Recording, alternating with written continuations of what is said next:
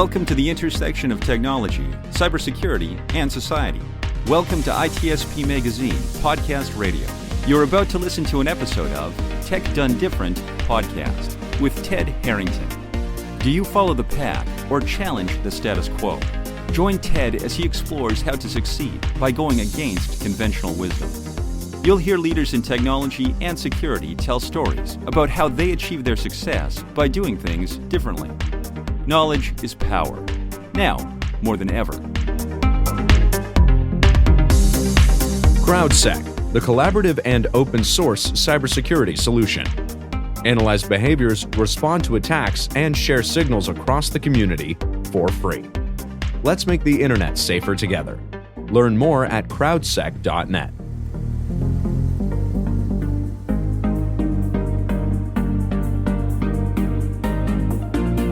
Welcome, everybody, to another episode of Tech Done Different. As always, I'm your host, Ted Harrington, and with me here today is our special guest, fellow podcaster, Chris Cochran, the co-founder and CEO of Hacker Valley Media. Chris, you're the man. Thanks for coming on the show. Hey, thanks for having me. Good to be here.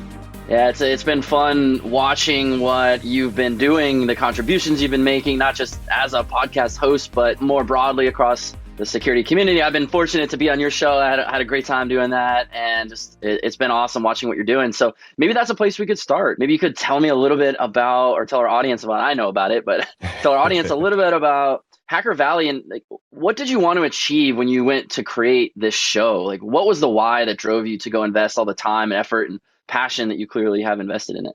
Yeah, I would say the why sort of morphed and changed and refined over time. But in the beginning, I just wanted to talk to cool people. That's really all I wanted to do. Whenever I tell people to, what is that piece of advice getting into podcasting, is have that ulterior motive, because the likes, the follows, the listens aren't going to be there in the beginning. So what is the thing that keeps you moving forward? And I just love having great, deep conversations with brilliant folks. So that's like a perfect excuse, is having a podcast to do that.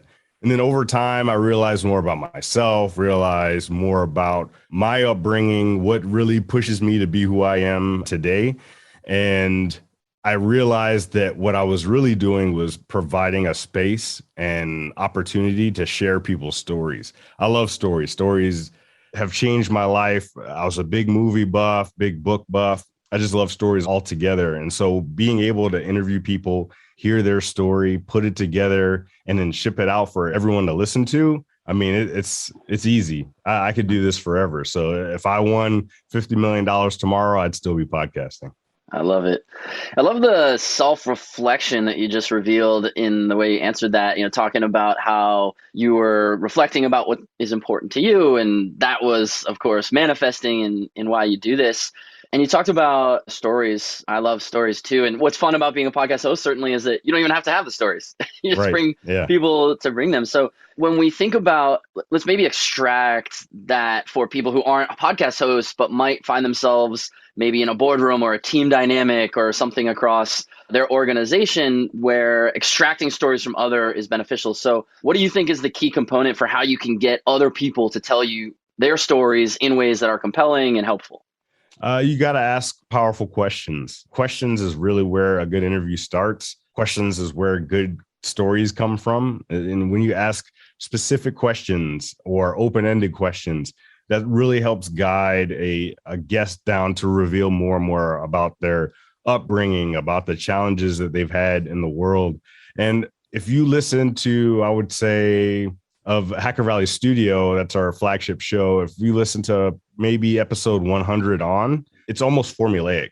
We always talk about the background of the individual. How did they come up? What was it about their upbringing that led them to be great in whatever it is that they're doing today? And we talk a little bit about the challenges and the stories behind getting to that place that they are now. And so, I mean, really, it's just guiding them down that path, guiding them through that hero's journey cycle. When we talk about storytelling, that's really the secret sauce for the Hacker Valley Studio show. I love it. Yeah, I mean, at the risk of completely ripping off what you just said, I want to hear your background. So it was really interesting to me. I could feel myself perk up when you were talking about your self-reflective process and thinking about kind of your own journey. So maybe you could talk a little bit about how you got here. What is your background, and in particular, what I'd be really liking to hear in that story is like, where was that pivotal moment? There's, I'm sure, more than one, but if you could pick out one where you ran into some obstacle, you thought you were going towards a thing, and then Right. you adapted. And because you ran into that obstacle, that was one of the key moments that led you here. Yeah, I mean, that's a loaded question, but here it goes. So I've pretty much felt like a misfit my entire life, ever since I was a little kid. I'm of biracial heritage, and so I never really fit in one camp or the other. So I spent basically my entire life doing things that I think were valuable to make myself valuable and have that value be reflected in the people around me. And so I would do things like become the captain of the wrestling team, or go to United States Marine Corps, or work at a national security agency, and do all these really cool things, but they never really defined who I was. I thought I was bringing value to who I am as a person, but really it was just me doing cool stuff. And people would just say, hey, congrats, good job. I didn't have any parades in my name or statues raised in my honor. Not that I was looking for those things, Right. but just to show you that the response that I was looking for just wasn't there. And so I used dirty fuel pretty much almost all of my adult career, like going from one job to the next, moving higher and higher and higher, trying to find that value. And really the value has to come from within. And I didn't realize that until doing the podcast, talking to all these brilliant people, because you learn through osmosis when you're talking to people on a daily, weekly basis. And I mean, these are brilliant people with different backgrounds, different paths, different experiences that they've assimilated onto themselves. And so by product of me having these conversations, I'm bringing that awareness into myself. And so I was like, maybe I need to talk to like a coach. So we hired an executive coach. Ron and I have the same executive coach, and we were working through some of my history, and she kept seeing this theme come up of not having my value be reflected. And I was like, man, I mean, you're right. And so we were talking about different instances in my childhood. And now it used to be that I was doing all this stuff to sort of like point the spotlight at me. Like I wanted to do all these things to say, hey, everyone, I'm here. I'm important. But then what happened is, and I didn't even realize it, is that slowly but surely the fuel that was dirty, that I'm going to show the world that I'm special, turned from that to more of a purpose-driven sort of approach, where I want to be that person that highlights the greatness in others that I didn't have when I was younger. So now I look for those stories, those beautiful human stories to share with the world. And now it's a much more clean fuel. Like I can go off this fuel forever without it being self-destructive. So that's really where my drive comes from. That's pretty fascinating. What I'm hearing you say is that the major transformation for you was originally you had external motivation, and that transition to being motivated internally. And by motivation, I'm referring to the way you validate yourself. You were looking for others to say, yes, you are good. And you realized eventually that, hey, Chris has to say Chris is good. Yep, absolutely. Would you say, and I know you're not a board certified psychologist, neither am I, so we're maybe shooting from the hip here. Yeah. But would you say that you obviously have a lot of experience in security. You've spoken to a lot of tech leaders throughout the years of your career and the podcast. It seems to me that there's a pretty consistent theme of this, imposter syndrome issue that we see with these ridiculously smart people doing these incredibly important things, hesitant to maybe share what they think. I mean, you see it at DEF CON all the time, or maybe you haven't seen it. I see it all the time, where people who could give an amazing talk won't even submit it because they're like, well, I'm not good enough or smart enough. Do you think that I guess there's two questions. I think you're already answering the first is, do you also believe that issue is widespread? And the second is, do you think that has to do with the same validation issue? Yeah, I would say so. The scary part is I think it was getting better for a while because I feel like the community is more inclusive, but I think self-imposed imposter syndrome is going to get worse because things are only getting more complex. The technology is changing faster. The threats are happening faster. Just everything is exponentially faster than it was before. And what that means is there's going to be more of a division of knowledge and understanding between these different technologies and how everything kind of integrates together. You have those few folks that like live and breathe this stuff. Like they work all day, then they go home and they do research and things like that. And those are the people that are going to have a pretty close hold on what's going on out there. But then you have the folks that they do their work, they might do a little extra in the off time, but it's going to be hard for them to keep up with everything.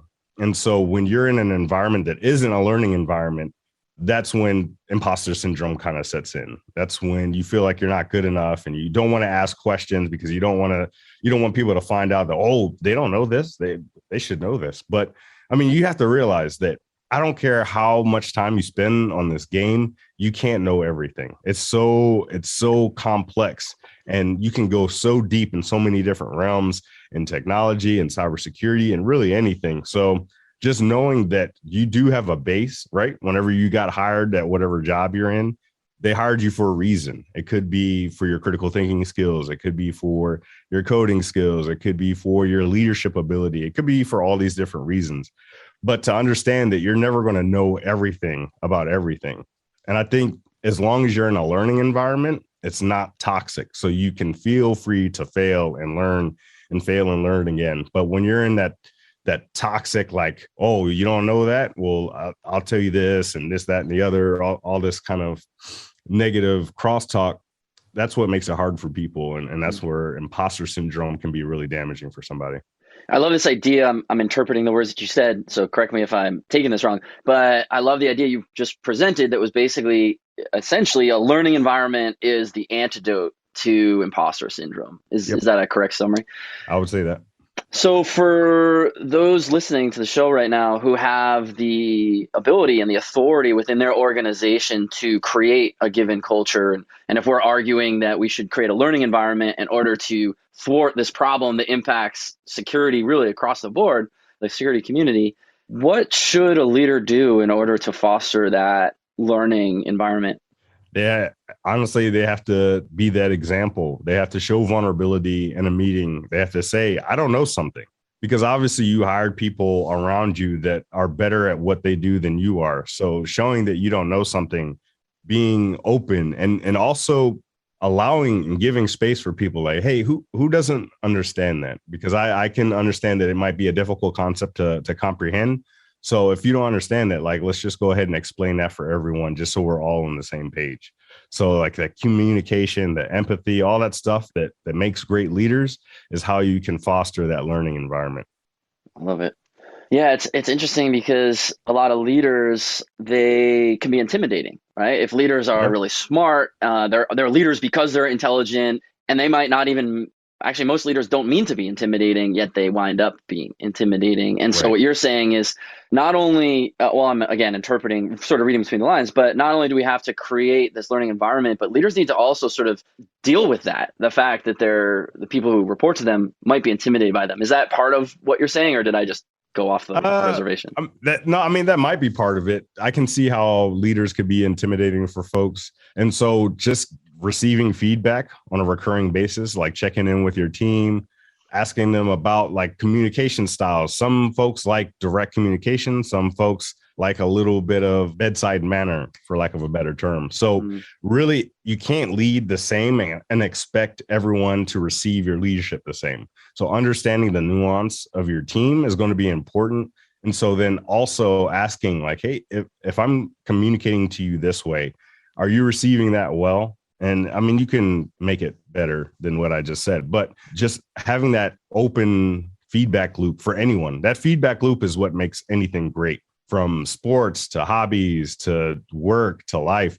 That iterative improvement, that feedback loop, like, oh, that didn't work well. Let's tweak it, tune it. That works. Okay, let's keep going up this rabbit hole. And that's what will make something great. So constant feedback as the leader, tweaking and tuning, experimenting, failing fast, and then doing better the next day is really where that greatness comes from. Yeah, I love this idea of a feedback loop, iterative improvement. So let me ask you about a particular type of feedback loop where maybe it's difficult to solicit feedback. So in your case, you have built a podcast, and one of the things about podcasting is that you don't know the listeners. You build a show for the listeners. Hopefully they come. Hopefully they're reacting to what you're building, and numbers over time eventually signal whether you're doing that or not. But you can't actually directly ask a listener, is this working for you? Yet you've been able to do it. So maybe what I'd like to do is to explore, how did you do that? Like, what is the iterative process you went through when you can't actually solicit feedback from the people you're trying to serve? And then how can we apply that to people who maybe aren't building a podcast, but are building something where they also might not be able to solicit feedback, or they might not be able to solicit a lot of it. Someone might be able to give a talk and Sure. they give a talk to 150 people and the post talk survey gets like 5 results. And they're like, Right. are these really is this the improvement I should be making? What do the other 145 people think? How should we Right. go about that when we can't directly solicit feedback? Yeah, there's a couple different ways. One way we've been able to solicit direct feedback. And I mean, to your point, it's got varying degrees of weight based on the number of people that take it. But I've done polls on LinkedIn asking about podcast show length. Like, do you prefer 30-minute shows, 45-minute, 1 hour? Would you rather have a daily podcast twice a week? Asking different things like that, or even some of the makeup of the show. Like, would you prefer us to talk about more more technical things or more human element stuff? And so all of that we kind of tweak and tune. It gives us a little bit of a signal, and we could choose to ignore the signal, or we can apply it to the show. And I mean, the other thing is like constantly talking to people. When I find people listen to the show, and I tend to ask, like, what is it about the show that's been helpful for you in any type of way, whether it's entertaining or educational, or maybe they use it for their work. Some people have said they've gotten promoted based off the things that they've implemented from the show. So, I mean, a lot of that stuff is what kind of pushes us to continue on with some of that, because we know that if someone's finding value of it, that's really what's important for us. So that's how we get some of that feedback. But then also, I mean, there's also an experimentation aspect to it, where we'll try things that have never been done. We have no data to support that making this decision or taking this step is going to be helpful at all. Sometimes it works, sometimes it doesn't. But it goes back to that iterative like feedback and improvement loop.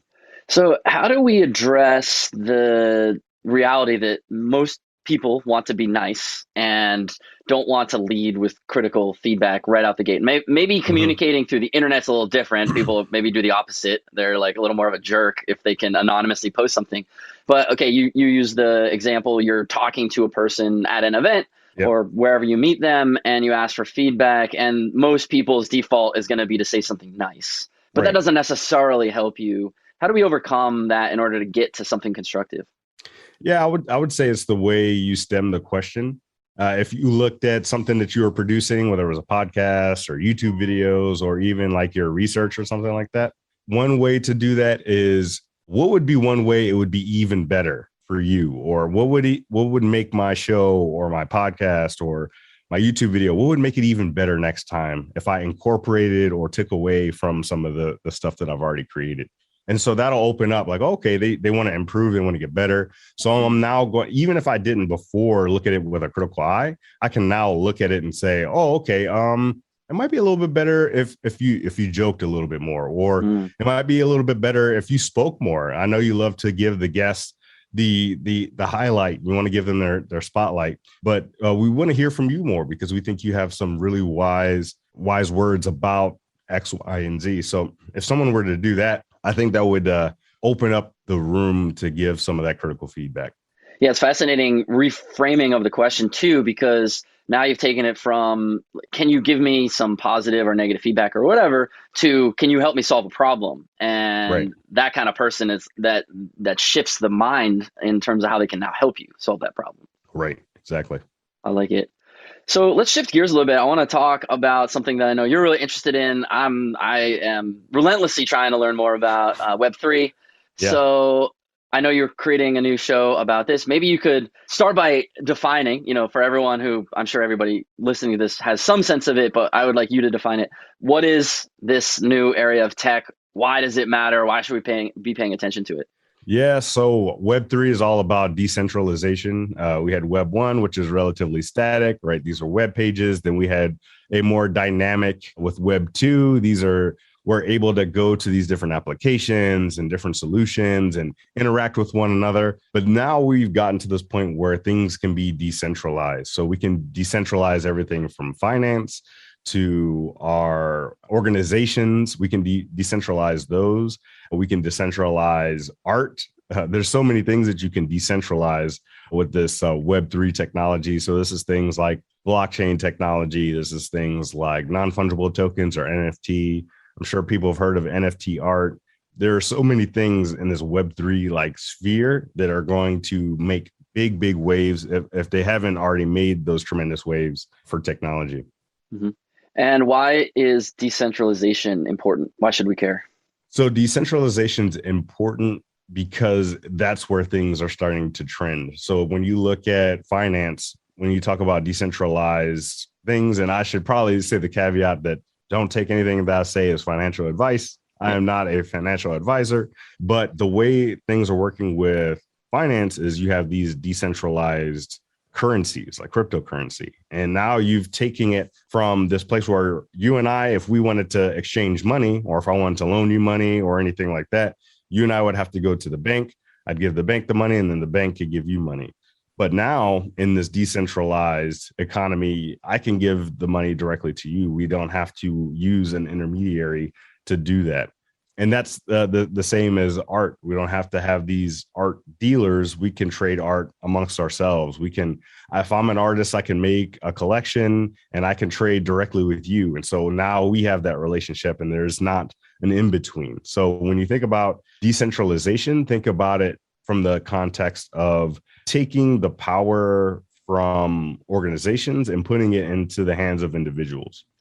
What are the downsides to that? People can be stupid and organizations can be more capable. By the way, I'm fully in support of this. So I'm just trying to explore the counter argument. There's tons of downsides at the moment. There's a lot of ambiguity. No one knows the legalities of a lot of different aspects of Web3. You run into issues there all the time. There is uncertainty. There are people that are taking advantage of people not knowing how to operate in this realm. So things like fraud and concepts like rugging. Rugging is like if you had an NFT collection and you say, okay, we're going to put out 5,000 beautiful image of this thing, and attached to this token, you'll have access to this thing called Never Land, and it's going to be a big amusement park, and this costs $1 million to have access to it, just making a generalization. And then you buy this thing, and then not only is the art terrible, it's not as advertised, but also there is no Never Land. So that organization just rugged the world. They stole money from everybody. So people are taking advantage of this like wild west, like gold rush. So that's some of the issues. And also it's very early on. Things are not in a very, I guess, baseline level. There's still a lot of growth that's happened. A lot of this grew out of this year alone. So when you think about being nascent in a technology perspective, we're very, very early on for the technology. So there's a lot of misunderstanding. There's quite a bit of fear. There might be even some ignorance mixed in there. But then also there are people that are trying to take advantage of people, just like any other type of well-funded, community-led, society, culture-led thing that happens. So kind of nature of the beast, but hopefully things will get really much improved soon. Yeah, I certainly believe so. I mean, Gary Vee is out there talking about how within 10 or 15 years, every single person will have multiple NFT things, right? It's how you prove whether you own an airline ticket or your wedding contracts, all kinds of things will be on NFT. And what's really interesting about what you just talked about, this idea of like fraud and all the issues that come with these emerging technologies, to me, what I find really striking, maybe if we talk about cryptocurrency for one of these aspects of this new world, most of the headlines that you see about cryptocurrency that make their way to the broad population outside of like the cryptocurrency blog, forum, whatever, they all tend to focus on the ideas of fraud and hacking and, criminals using these things. And there's really strong negative narrative around these, which in a way, for those who are early in investing in these things, that's a really positive, because eventually once that changes and the sentiment improves, the thing that's worth X today will be worth, 10X, 10 years from today. Right. Do you think that this is a problem? And if so, should we combat it, and how? I mean, when it comes to media, your traditional media that's like looking for news stories, I mean, they're usually going to find the more inflammatory, the more controversial headlines that they can. I would say, like, if someone was interested in the space, to do like legitimate research, like really look into the origins. Why was cryptocurrency created? Why did the Bitcoin white paper? What was in that? Why was this such a game changer when it comes to finance? Why are all these other coins popping up? How does one know if one coin is going to be better or the other? And there are going to be questions that you're not going to be able to answer, like that one. There's thousands of cryptocurrencies at this point. Which one is going to be used globally? I don't think anyone really knows. I mean, we have ideas. We have a good feeling of what's going to be useful and what isn't. But I mean, it's really still so early on that I don't think anyone's able to pinpoint exactly what's going to be usable, what's not. So a lot of it is not only like research, but it's also going back to experimentation. Some things are going to work, some things are going to not. Some cryptocurrencies are going to shoot to the moon, and some just are going to go away without a lot of fanfare. So, I mean, it's all up in the air. Yeah. It's pretty exciting for people who are paying attention right now, because when you look at the adoption phases of any technology, I mean, we're at the very, very, very, very early end of the adoption of these technologies. And yeah, the future state of it, 10 years from now, what will it look like? It'll probably be some version of what we see today, right, adapted. Yep. And that's kind of exciting. It's like, I don't know, maybe the invention of the mobile phone. Like it's that significant. The mobile phone probably impacted people. People probably paid attention to that closer because it was easier to understand. Like you understand a phone and you understand being able to not have a cord. Right. Cryptocurrency feels too like, what is this magic money internet money that you're talking about? Internet money. Yep. So if you look at what's coming in 2022, you mentioned that NFTs kind of came to fruition or came on scene really in 2021. What do you think is going to be 2022? What's it looking like from the experts that you're talking to on your shows? Yeah, I would say just different utilizations of blockchain technology, because right now the big thing that brought a lot of people to the culture is NFT art, which is really, really cool. But I think there are going to be business and economic use cases for blockchain technology that we haven't even begun to think of.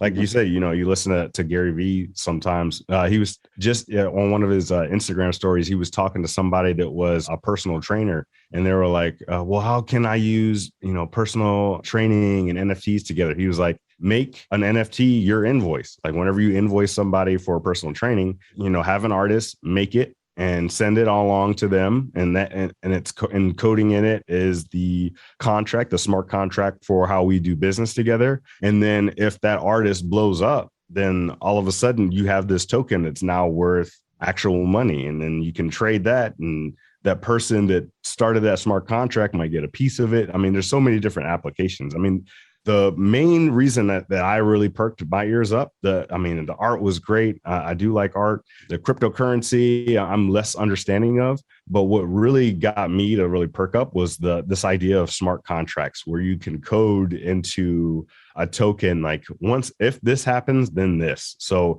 if this sells on a marketplace, the owner gets 5%. Can you imagine like a business that no longer has to have inbound or outbound payments and accounting where they have to manage it that way, but it's all like managed on the blockchain? And so now there are thousands and thousands of transactions happening at any given moment, and all of that is being handled by the code itself. And so you don't have to necessarily worry about that. You worry about the end state, but you don't have to worry about, let me make sure I get this money from this person over here, or I got to make sure I get this money from this person over here. So thinking about all the different concepts and ways in which you can utilize NFTs and smart contracts for business, I think is going to be the future. Yeah, I'm pretty excited to see what's going to happen with two spaces in particular, because you see tremendous inefficiency combined with changing business models. First, in the way that movies are consumed and paid for, transitioning from the theatrical model to the streaming model. And that industry is rethinking its whole revenue model. And then the second is music. So artists and how they get paid, and they used to sell CDs and now they sell individual songs or they sell streams. And you have to think, because the inefficiencies in those two places combined with the transformation they're going through right now, enter this NFT marketplace, there's got to be disruption that's going to happen because of this. Yeah, for sure. I'll be keeping an eye on that. We'll see what happens. We'll revisit this in like 5 years. Yep. Well, you heard it here first. You heard it here first. Well, cool, man. Well, it's been really awesome chatting with you, having you on the show. Your wisdom is just profound. I find myself learning as we're going here. As we wrap up and our time's sort of coming to a close, what parting wisdom do you want to leave with our audience? What haven't we talked about that's really meaningful to you that you want to share? Yeah, I mean, my go-to answer is usually empathy. Empathy is one of those things that I feel like we just can't get enough of in today's world, because we tend to forget that people are people. We tend to forget that the person on the other side of that table, on the other side of that email, that chat message, that tweet is an actual person. We're separated from that fact. But I would say, in addition to that, I would just say, open your eyes and be aware of like what's going on, and do your research. Don't listen. I think I heard somebody say that this is terrible, so I'm just going to go with the concept that it's terrible. If you really want to have a strong opinion about something, look into it a little bit deeper. I think that makes the world better, because there is an empathy to it as well. But also, I think it just makes you a better person in the world, because now you're armed with a little bit more knowledge. Because I've seen a lot of inflammatory marks towards some of my colleagues when they talk about things like social justice, or they talk about things like new technology like Web3, and they get a lot of hate. And that can hurt people. It really can hurt people, because those are real individuals that take on those inflammatory marks. So before you start saying really bad things to bad people, I would do a little bit of research before you do that, but you shouldn't be doing that in the first place. I love it. Empathy. We definitely have to have more of that. No doubt about it. So Chris, you're the man. Thanks so much for being on the show and sharing some of your wisdom with us. Absolutely. Thanks for having me on the show. All right, for everybody to learn more about what Chris is up to, or to request to appear on the show yourself, just head to tedharrington.com/podcast, and we'll catch you next time. CrowdSec, the collaborative and open source cybersecurity solution. Analyze behaviors, respond to attacks, and share signals across the community for free. Let's make the internet safer together. Learn more at crowdsec.net. We hope you enjoyed this episode of Tech Done Different podcast with Ted Harrington. If you learned something new and this conversation made you think, then share itspmagazine.com with your friends, family, and colleagues. If you represent a company and wish to associate your brand with our conversations, sponsor one or more of our podcast channels. We hope you will come back for more stories and follow us on our journey. You can always find us at the intersection of technology, cybersecurity, and society.